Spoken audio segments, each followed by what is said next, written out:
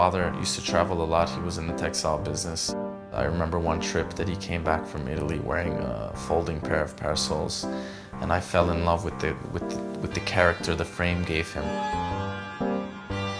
I started putting aside the frames that he stopped wearing, and I gathered up my own little collection.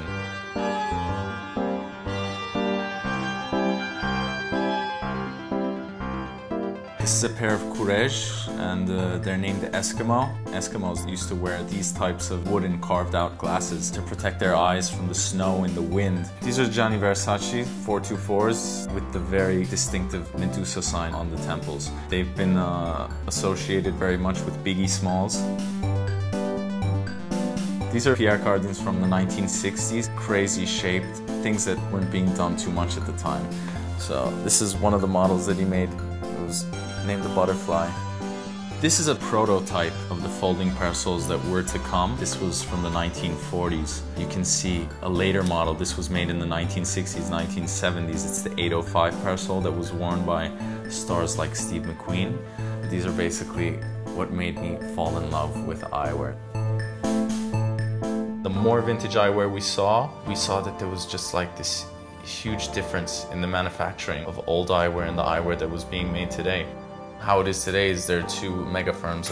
One is Luxottica and one is Safilo. 90% of the market is made by them.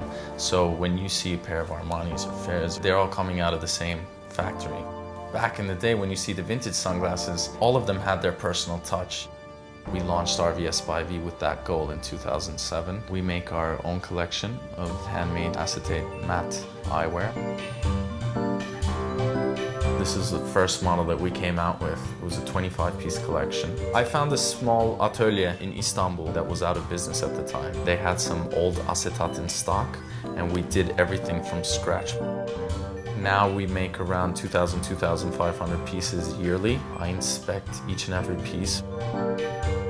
I think a piece of eyewear, just a frame, it's really something special. They have such a trip. They go from hand to hand to hand to hand, and they end up in magazines and they end up in movies. It gives character to so many peoples until it eventually one day dissolves. To disintegrate, I don't think they would disintegrate pretty easy.